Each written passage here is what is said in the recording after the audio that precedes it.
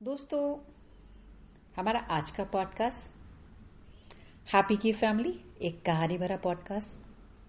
Harshani mummy के चेहरे को देख रही थी। कितनी तन्मयता के साथ वह कंप्यूटर पर काम कर रही है। ये वही उसकी माँ है जिन्हें कंप्यूटर इस्तेमाल करना बिल्कुल नहीं आता था।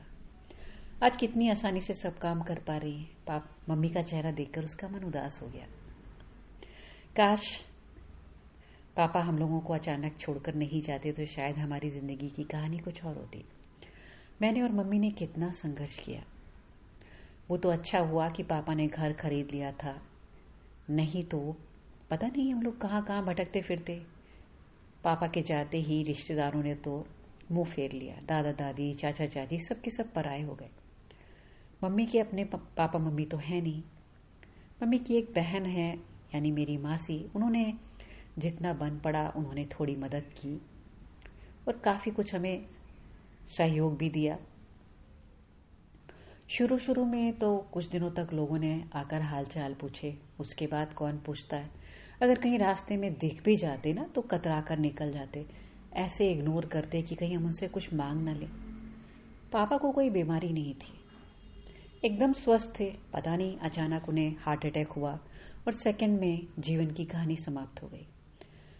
मैं और मम्मी तो एकदम शॉक में थे। मम्मी तो रो ही नहीं पा रही थी। उन्हें सदमा लगा था। कई दिनों तक रोई नहीं, ना बात करती ना कुछ कहती। कोई कुछ कहता सुन लेती, सर हिला देती। मैं उस वक्त सिर्फ 12th में पढ़ रही थी। रिजल्ट आया, मैंने बहुत अच्छे नंबरों से पास हुई थी। अपने पास होने की खबर अपने पापा को नहीं सुना सकती थी क्योंकि वो इस दुनिया में नहीं थे। वो मुझे बड़े प्यार से हैप्पी हैप्पी बुलाते थे। हैप्पी की मम्मी कहाँ हो। मम्मी को ऐसे ही बुलाते थे। वैसे तो मेरा नाम हर्षनी है। हर्षनी का मतलब हंसने वाली, खुश मिजाज रहने वाली, हंसाने वाली। पापा ने मुझे बहुत प्यार से हैप्पी नाम दिया था। वो कहते थे, मैं तुझे देखता हूं तो मेरे चेहरे पर मुस्कान आ जाती है।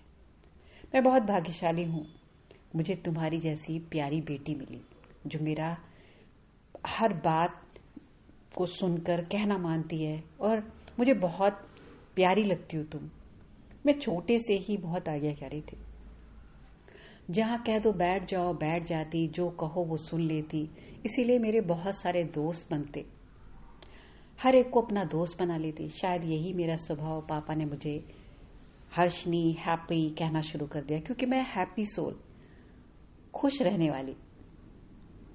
यह देखकर पापा ने मुझे हैप्पी कह करके नाम दे दिया। पापा कभी बहुत खुश होते तो बुलाते हैप्पी की मम्मी, हैप्पी की मम्मी। वैसे तो मम्मी का नाम अनुपमा है। और बहुत ज्यादा खुश होते, मूड में होते तो मम्मी को अनु बुलाते। मैं इतनी ज्यादा पढ़ी नहीं थी कि मुझे कहीं काम मिल जाए, पर इतनी समझ तो मुझ में थी कि अब घर कैसे चलेगा। हमारा सबसे बड़ा चिंता का विषय था कि हमें घर की लोन की किस्त कैसे अदा करें। पापा तो है नहीं, इंस्टॉलमेंट अगर नहीं भरेंगे तो बैंक वाले चैन से बैठने नहीं देंगे। मम्मी की जब थोड़ी सी हालत सुधरी तब मैं और मम्मी विचार करने लगे कि अब सब कुछ कैसे संभाला जाए। मैंने कहा मैं नौकरी कर लेती हूँ। मम्मी ने कहा नहीं बेटा, तुम अपनी पढ़ाई नहीं छोड़ोगी, नौकरी नहीं करोगी, पहले अपनी पढ़ाई कंप्लीट करो। मैंने कहा मम्मी मैं पढ़ाई भी करूंगी और नौकरी भी करूंगी। मम्मी, पापा की थोड़ी पेंशन है, आप भी कुछ करना शुरू कर दीजिए। मम्मी ने कहा मैं क्या कर सकती हूँ, हमारा इंडिपेंडेंट घर है। मैंने मम्मी को सलाह दी, मम्मी क्यों ना हम अपने घर में ही छोटे बच्चों की देखभाल करने का एक शिशु सदन, जहां पर छोटे बच्चों की देखभाल की जाए, वो खोल लें। इस तरह से आप घर में भी रहेंगी, घर भी देख सकती हैं और उन बच्चों को संभाल कर कुछ पैसे भी कमा सकते हैं। और मैं तब तक अपनी पढ़ाई भी पूरी कर लूंगी और थोड़ी नौकरी भी कुछ देखती हूँ मैं। हम दोनों ने ही मिलकर नौकरी करने के लिए अगर घर चल जाए तो कैसे क्या करेंगे, पूरी प्लानिंग की। मम्मी ज्यादा पढ़ी लिखी नहीं थी तो उन्हें लगा कि मैं नौकरी नहीं कर सकती, कम से कम हाँ ये तो ठीक है मैं कर सकती हूँ। और हमने अपनी प्लानिंग के अनुसार ये काम शुरू कर दिया। शुरू शुरू में तो बहुत थोड़े थोड़े बच्चे ही आए, और लेकिन जब मम्मी ने उन बच्चों को बहुत प्यार से संभालना शुरू किया, ये क्रैच जो हम लोगों ने खोला था, इस शिशु सदन में उन महिलाओं के बच्चे वो महिलाएं छोड़कर जाती हैं जो नौकरी करती हैं, और ऐसे में वो चाहती हैं कि उनके बच्चे की देखभाल अच्छे से हो। मम्मी ने जब उन बच्चों को बहुत प्यार से देखना शुरू किया तो उन महिलाओं ने ही और लोगों से मम्मी के शिशु सदन का जिक्र किया, जिसकी वजह से और बच्चे आ गए और हमारा शिशु सदन काफी अच्छा चलने लगा। और मम्मी सब कुछ बहुत अच्छे से संभाल रही थी। हम दोनों ही बहुत मेहनत कर रहे थे, सब कुछ संभालना आसान नहीं था। मम्मी बहुत अच्छे से सब कुछ संभालने लगी। मैंने पास में ही कोचिंग सेंटर में जॉब करने लगी और पढ़ाई भी पूरी कर ली। अब तो सारी महिलाएं ही जो घर से बाहर जाती वो मम्मी के पास छोड़कर जाने लगी और बहुत लोगों ने मम्मी की बहुत मदद की। इस तरह से हमारे उस शिशु सदन में बहुत सारे बच्चे हो गए। पापा की पेंशन और मम्मी के खोले गए शिशु सदन से हमारी कमाई काफी अच्छी हो गई। अब तो 50 से भी ज्यादा बच्चों को मम्मी संभाल लेती हैं। 2-3 हेल्पर भी रखे हैं। हमने ग्राउंड फ्लोर से ऊपर का फर्स्ट फ्लोर भी बना लिया है, जहां पर बच्चों को खेल खेल में सब कुछ सिखाने और रहने का इंतजाम किया है। उन्हें प्यार से योगा सिखाते हैं और वह छोटी छोटी आदतें सिखाते हैं जो बच्चों के भविष्य का निर्माण करती हैं। उन्हें जीवन में आगे काम आएंगी।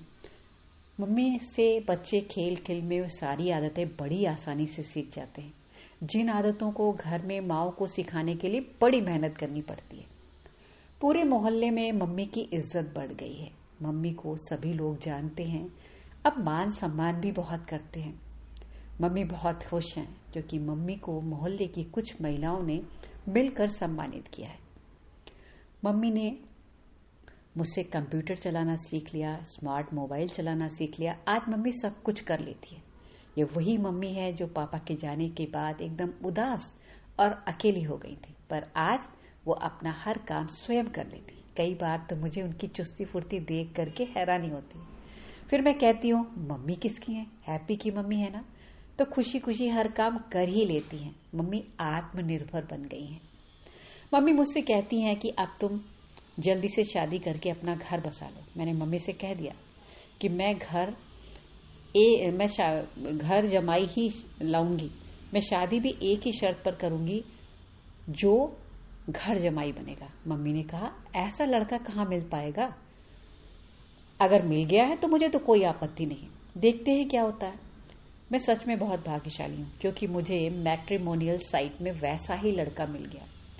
मेरा विवाह अमित से हुआ। अमित और सुमित दोनों जुड़वा भाई हैं। दोनों अपने माता पिता के साथ ही रहते हैं। कुछ दिनों में मैं अपने ससुराल में रहती हूँ और कुछ दिन मैं अपने मायके में। हमने 2nd फ्लोर बनवा लिया, जहाँ पर मैं, अमित, मम्मी और मेरा बेटा यश। क्योंकि यश अभी बहुत छोटा है। मेरे सास ससुर भी बहुत प्यारे हैं। कभी कभी मुझे ऐसा लगता है भगवान कुछ चीजें हमसे छीन लेता है, बदले में 4 गुना अच्छी चीजें भी दे देता है। माना मैंने अपने पापा को खो दिया, पर अमित के माता पिता मुझे बहुत प्यार करते हैं। मैं नौकरी भी करती हूँ। आज मेरे बेटे यश का जन्मदिन है। हम सब मिलकर सेलिब्रेट करने वाले हैं। आप सब भी आइएगा। यश थोड़ा शैतान हो गया है। दादी नानी दादा के प्यार ने उसे थोड़ा बिगाड़ दिया है, पर चलता है। पर उसको देखकर मुझे अपना बचपन याद आ जाता है। मैं हैप्पी यानी कि हर्षनी हैप्पी की फैमिली हैप्पी है, बस पापा की कमी है। तभी मम्मी कंप्यूटर से अपना ध्यान हटाकर मेरी तरफ मुड़कर कहती हैं, हैप्पी आज बेटे का जन्मदिन है, कुछ तो काम करो, किस ख्याल में गुम हो, क्या सोच रही हो। मैंने कहा मम्मी सब तैयारी हो गई, बस ऐसे ही आपको देख रही हूँ, कुछ याद आ गया मुझे। मम्मी कहती है उठो उठो, मैं भी चल रही हूँ काम करने के लिए, आज यश का जन्मदिन है ना, तो आप सब भी आइएगा यश के जन्मदिन पर। आपको ये कहानी कैसी लगी? मैं उपासना मिश्रा, कुछ सोचे और बोले से।